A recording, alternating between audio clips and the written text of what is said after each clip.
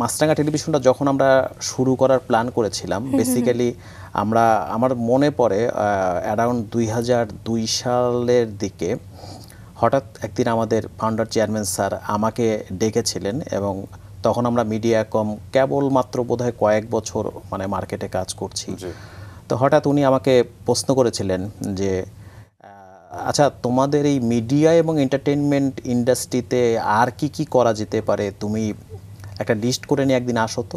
আচ্ছা। তো পরে আমি এবং আমার এক কলিগ, আমাদের দীর্ঘদিনের কলিগ, আমরা দুজনে একসাথে অনেক অ্যানালাইসিস করে আমরা বেশ অনেকগুলো মানে কি কি সেক্টর হতে পারে যেখানে আমরা কাজ করতে পারি মিডিয়া এবং এন্টারটেইনমেন্ট, সেটার একটা প্রায় 19টা ক্যাটাগরিতে আমরা একটা লিস্ট করে নিয়ে ওনার কাছে আমরা গেলাম। এবং সেই লিস্টের প্রথমে যেটা ছিল, প্রথমে ছিল টেলিভিশন, দ্বিতীয় ছিল রেডিও, তৃতীয় ছিল একটা প্রোডাকশন হাউস, একটা অ্যামিউজমেন্ট পার্ক, আরও অনেক কিছু যেগুলোর নাম আসলে আমার অলমোস্ট সবই মনে আছে, বাট আমি বলতে চাই না, কেন যেহেতু ওই জিনিসগুলো আমরা এখনো ওইভাবে করতে পারি, আমাদের ভবিষ্যৎ পরিকল্পনার মধ্যে রয়েছে, হয়তো বা কখনো যদি হয় দেন তখন বলাটাই আসলে ভালো। যে সেক্টরগুলোর কথা বললেন বেশিরভাগই কিন্তু পূর্ণ হয়েছে, যেগুলো পূর্ণ হয়েছে আমি আসলে সেই নামগুলোই বললাম একটু ইচ্ছাকৃতভাবেই আর কি।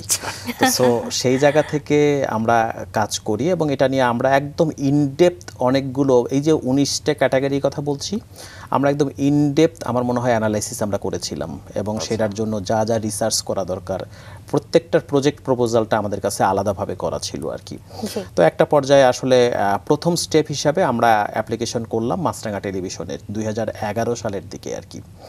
দেন প্রথম ধাপে আমাদেরকে আসলে মাছরাঙা টেলিভিশনের পারমিশনটা দেওয়া হয়নি। পরবর্তীতে তখন আমাদেরকে পারমিশন দেওয়া হলো হচ্ছে আসলে আপনারা টেলিভিশন না, আপনারা একটা রেডিও করেন। আচ্ছা। তো তখন আমরা একটা রেডিওর পারমিশন পেলাম, এবং রেডিওর পারমিশন পাওয়ার পরে আমার ওই দিনটির কথা আজও মনে পড়ে। আমি ওনার কাছে গেলাম যে স্যার, আমরা তো টেলিভিশনের লাইসেন্সটা আমাদেরকে আপাতত দিচ্ছে না, আমরা এখন রেডিওর একটা লাইসেন্স পেয়েছি, তো বাট রেডিওর নামটা কি হতে পারে।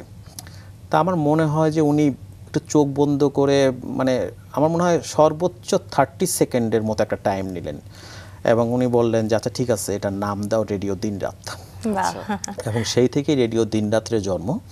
তারপরে যেটা হচ্ছে যে মাছরাঙা টেলিভিশন ঠিক তার বছরখানেক পরে আপনার যখন অনেকগুলো টেলিভিশনের পারমিশন হলো, তখন আমরা আবার টেলিভিশন চ্যানেলের পারমিশন পাই, এবং সেই থেকে মাছরাঙার পথ চলা। তবে এইখানে আমি আরেকটু পিছনে যাব, আবারও যদি বলি যে 2002-03 সালের দিকে স্কয়ার গ্রুপ আপনার টেলিভিশনের সাথে আপনার সম্পৃক্ত হয় 21শে টেলিভিশন থেকে। এবং 21শে টেলিভিশন যখন বাংলাদেশে বেসরকারিভাবে আসে, তো one of the stakeholder হিসেবে মিডিয়াকম লিমিটেড হচ্ছে আপনার স্কয়ার গ্রুপের পক্ষ থেকে রিপ্রেজেন্ট করে 21শে টিভির শেয়ার হোল্ডার হিসেবে। এবং সেখানে আমাদের মাননীয় ব্যবস্থাপনা পরিচালক স্যার অঞ্জন চৌধুরী স্যার আমাদের এই মিডিয়াকমকে উনি রিপ্রেজেন্ট করেন হচ্ছে 21শে টেলিভিশনে।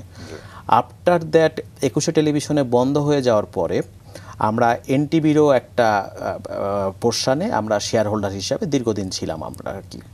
এবং এনটিভিতে আমরা ততদিনই ছিলাম যখন আমরা মাছরাঙা টেলিভিশনের যখন লাইসেন্সটা পেলাম। মানে আমরা স্কয়ার গ্রুপ বা আমাদের স্যাররা একটা জিনিস সবসময় মেনটেন করার চেষ্টা করেন, সেটা হচ্ছে কনফ্লিক্ট অফ ইন্টারেস্টের মধ্যে যাতে না যেতে হয় আর কি।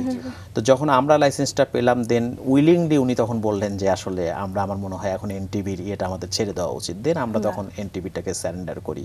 তারপর থেকে মাছরাঙার পথ চলা, এবং এখন পর্যন্ত আজকে 14 বছর পূর্তি, এভাবেই এগিয়ে যাচ্ছে মাছরাঙা।